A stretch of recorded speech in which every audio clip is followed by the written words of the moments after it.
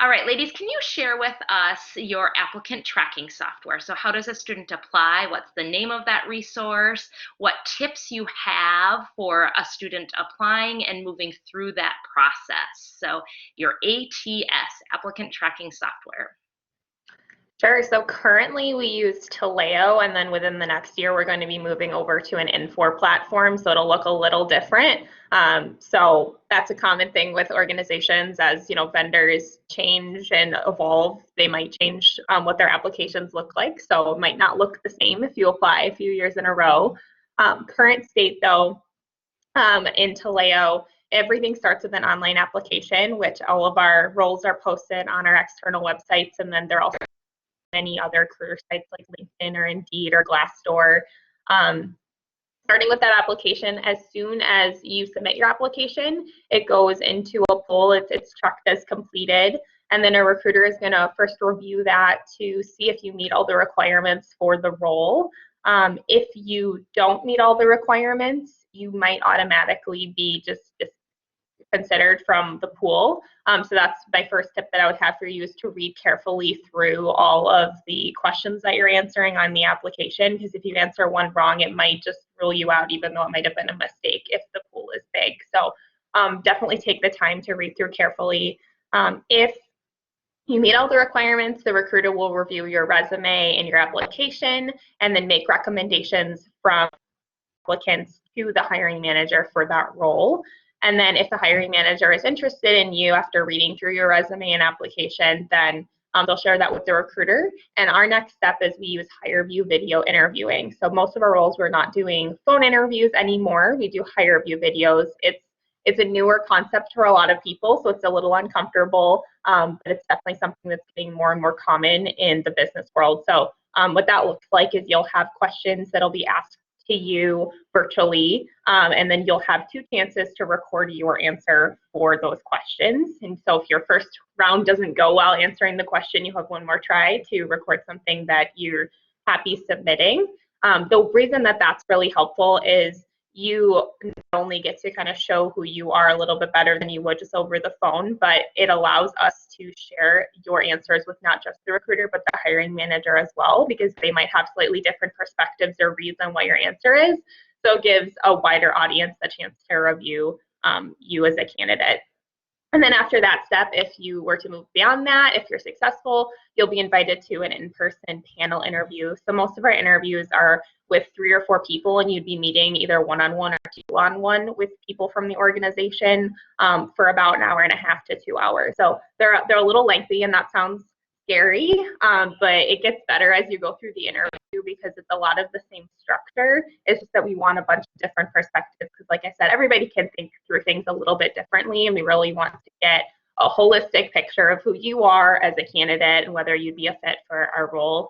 And then it typically takes a week or 2 after that to hear back, and you would either hear back through an email that would come through our applicant tracking software, or you'd get a call from the hiring manager themselves. So like I had mentioned before, tips, make sure you're reading carefully. Don't make silly mistakes that might count you out of the process. Upload your resume in PDF form. That's always something I recommend.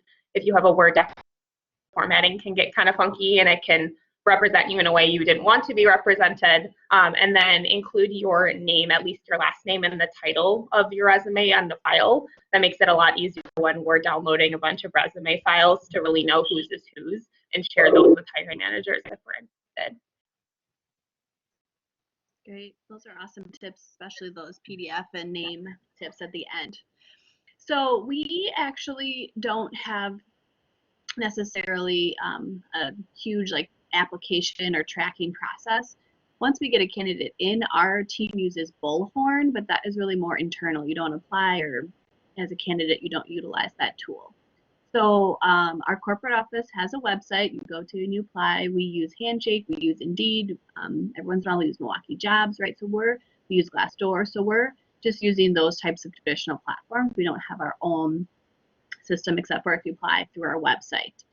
So I would actually share ours is a little different. Some of the best ways to apply for any of our field offices is to directly email one of those recruiters. We're all very kind of we're out and about in terms of on LinkedIn. When we can be on campus, you see our faces a lot. If it's not someone in the exact location that you're excited about, Northwest Mutual recruiters are very connected and can get you in front of the right person. You just have to tell us. We're more than happy to do that. And so for us, it's more about direct communication. Directly send us your resume, directly send us a message on LinkedIn, or reply to us as well. Once we do have a candidate in our process, our team does review that directly, and then we'll reach out to offer an interview. I am the one who filters all of our team's resumes and applications, so that comes directly to me and I review them. Clearly, we don't have like massive volume, right? We get a good amount, but it's not massive, so we can take the time to have some of those interactions. And that's why our system looks a little bit different. Once in, we do a phone screen.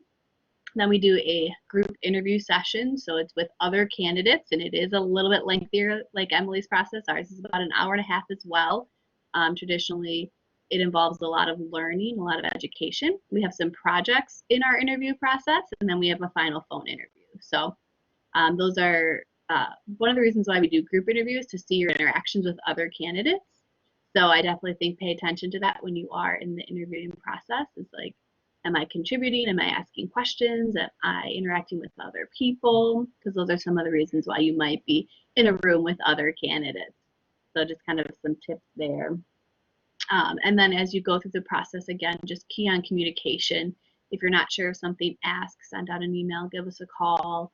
If you need to know more of something, if something's unclear, please reach out to us, because we're doing our best as well to get you hired, and we don't know what we don't know. We don't know what we're missing. So please just have great communication throughout your entire process. That's probably one of the best things you can do for yourself. It shows you being genuine. It shows you being honest. And we think those are some great characteristics to get to see throughout the process. And our process is quite similar to what Emily and Amanda already talked about. We have our postings, like I said, on a website. Our website, Indeed, Wisconsin Jobs, those different places as well. The same type of thing. You apply. I screen the candidates myself, or the other recruiters screen the candidates. So again, make sure you're not applying for a director position that's looking for 10 years experience and you're maybe soon to be graduating. So be sure you're applying to a position that's appropriate for your level. We will screen through those, the resumes. We'll set up an initial phone interview. That's usually with one of the recruiters. That's probably about a half an hour, 45 minutes. And then after that, we would normally have you come to the office where you applied to. And we usually take you out to lunch and do just kind of more of a laid back conversational type of an interview with 2 of our newer associates and then maybe one of the hiring managers, so about 3 people. But now our current situation, we still do the phone interview, and then we're doing go-to meetings now instead. So instead of getting a free lunch on us, you just get to hang out with us on a go-to meeting and do the interview that way. We have offered tours kind of when the dust settles. A lot of candidates are like, you know what, I like what I've seen so far. We've connected a bunch of different times. I'll accept the offer type of thing. And then we're going back to like, well, we can maybe do a tour in like June, July, August, September, sometime when this whole thing settles down. So, but our process is very similar to Emily and Amanda, the phone screen, the interview, and then typically the job offer. So, but again, those tips and tricks we've already talked about. Be sure your cover letter, if you're going to attach it, looks good. You know, Emily talked about the PDFs. Make sure it's coming through as a PDF. And just know that throughout this entire process, given today's situation or a year ago, every part of this process is a test. So make sure you put your best foot forward. And, you know, Amanda said communication. If something doesn't look right or you've got a question on something, call and ask or send an email, reach out to us if something doesn't make sense. But yeah, that's kind of the general overview of our applicant tracking system. And we use Workday. Not sure if I mentioned that in the beginning, but we use Workday for our system. So great tips and advice through the process. Thank you all.